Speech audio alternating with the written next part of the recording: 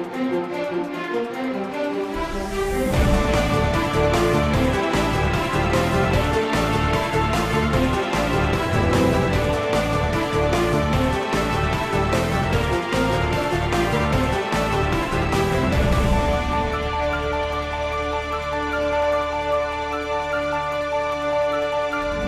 Tuesday, October 29th. I'm Paul Joseph Watson. This is InfoWars Nightly News. Tonight, a food bank CEO suggests welfare cuts may spark riots, while Obama's affordable health care increases insurance premiums 539%. And government schools teach individual wants are less important than the nation's well-being, and government commands must be obeyed by all. All that and more on tonight's InfoWars Nightly News. Top story tonight, food bank CEO suggests welfare cuts may spark riots. The CEO of the largest food bank in America has suggested that planned cuts in food stamp benefits set to take effect on Friday could spark riots. Margaret Purvis, the president and CEO of the food bank for New York City, told Salon.com, if you look across the world, riots always begin typically the same way, when people cannot afford to eat food. On November 1st, an expiration of stimulus funds will result in a $5 billion cut to food stamp benefits, the equivalent of 1 week of food taken off from poor families every month. Could we see riots, looting? Well, that's certainly what Homeland Security has been preparing for. And even the mainstream media is speculating that all hell could break loose on Friday. As we saw earlier this month, just hours of EBT card downtime resulted in mini riots and looting at several Walmart stores. Moving on, feminists are angry at Russell Brand for calling a woman beautiful. Feminists are angry at comedian Russell Brand over a recent New Statesman editorial in which Brand referred to a woman as, quote, beautiful. Although most of the debate centered around Brand's call for a revolution, Salon.com's Natasha Leonard said she couldn't bring herself to jump on the Brand wagon because the actor's framing of women is nothing short of the most archetypal misogyny. That's what she said. And what misogynistic thought crime did Brand commit? He wrote that he agreed to do the editorial because he was asked by, quote, a beautiful woman. Emmeline Pankhurst rolls in her grave. But in all seriousness, again, it's another example of cultural Marxism. While women in foreign lands are being stoned to death and seriously oppressed in a myriad of different ways, feminists like Leonard are more concerned about a comedian using a complimentary word to describe the fairer sex. While on the subject of feminism and cultural Marxism, this is an absolutely shocking story. EU set to monitor intolerant citizens. A frightening proposal currently being considered by the European Parliament would direct governments to monitor citizens deemed intolerant and could even lead to a ban on all criticism of Islam and feminism. According to the Gatestone Institute, the statute represents an unparalleled threat to free speech and would have the impact of effectively shutting down the right to free speech in Europe by banning all critical scrutiny of Islam and Islamic Sharia law. But what's equally shocking, I think, about this document is it also mandates re-education programs for juveniles who commit the crime of intolerance. It also directs governments to pressure the mass media into devoting a percentage of their broadcast hours to tolerance brainwashing. And if you think that it's too ludicrous to even get past the EU Parliament, recall that back in 2001, the EU passed a law which banned criticism of its own institutions. That's right, they outlawed criticism of themselves. So it makes perfect sense that they would, again in the name of tolerance, which is any kind of free speech critical of Islam, feminism, which are political religious doctrines, have nothing to do with hate speech. They're really trying to ram this through. Section 4 of the document actually states there is no need to be tolerant to the intolerant.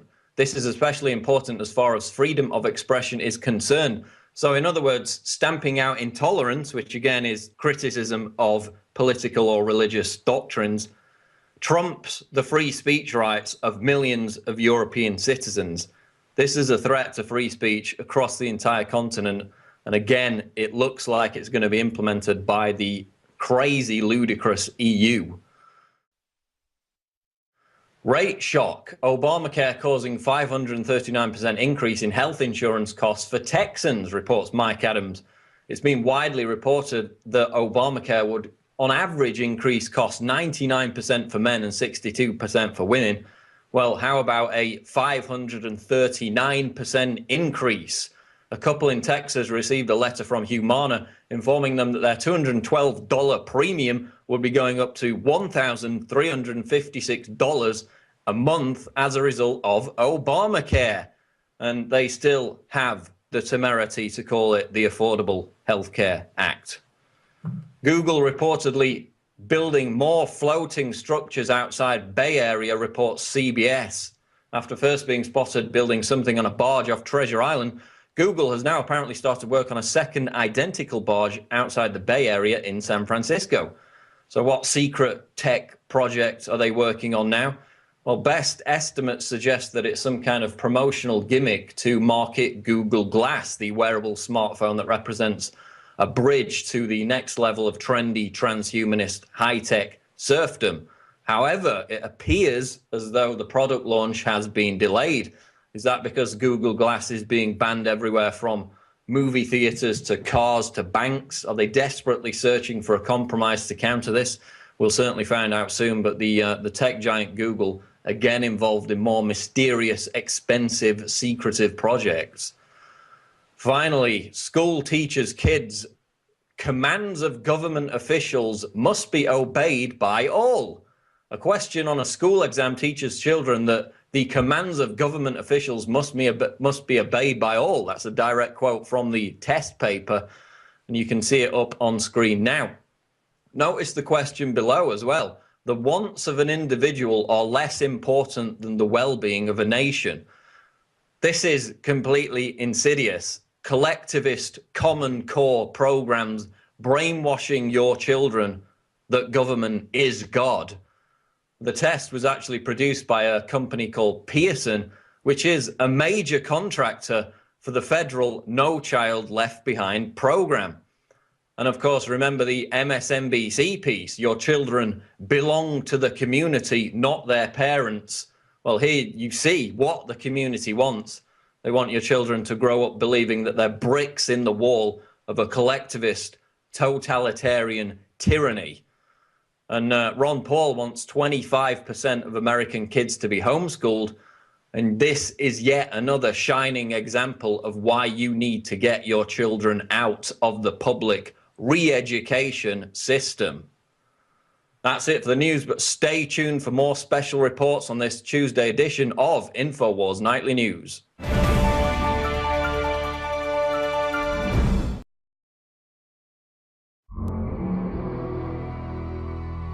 I'm Gigi Arnetta. Welcome to Tyranny Watch. Well, if you follow the money trail, you can always find the corruption. So the healthcare.gov money trail leads to the White House, Michelle Obama. So I guess this time the administration cannot say that they know nothing.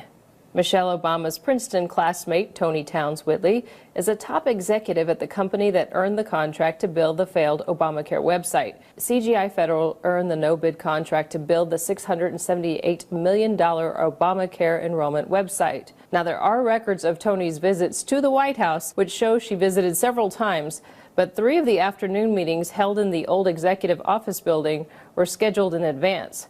And one, Friday, April 26th, was not. 3 of the meetings were held on Friday and 1 on Saturday. So before the White House denial begins yet again, Michelle Obama does actually know Tony Towns Whitley. They cannot deny it. And another notch in the Obamacare scandal. During the House hearing on Obamacare implementation today, Ms. Tavenner, the representative for CMS, admitted that yes, she does believe that the people who lost their insurance, the ones who received the letters from their insurance company saying that they would be dropped, were mostly small business owners and individuals who purchased their own insurance, such as freelancers. And Ms. Tavenner also said that the new deadline for the healthcare glitches to be worked out of the healthcare.gov site was November 30th. But why does the government always wait to the last minute on everything? The Farm Bill H.R. 2642 was supposed to be addressed. But here we go again, waiting till the last minute to find out if the deadline will actually get met. So will we have riots on Friday? Fight the tyranny. Sign up at prisonplanet.tv today and give your username and password to up to 10 people. I'm Gigi Arnetta for Tyranny Watch on the InfoWars Nightly News.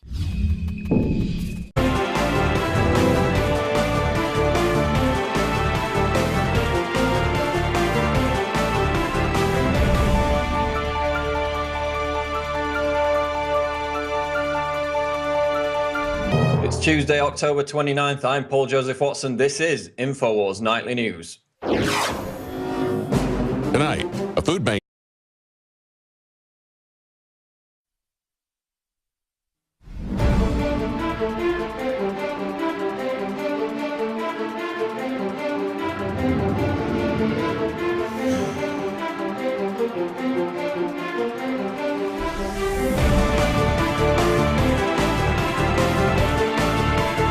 CEO suggests welfare cuts may spark riots, while Obama's affordable health care increases insurance premiums 539%.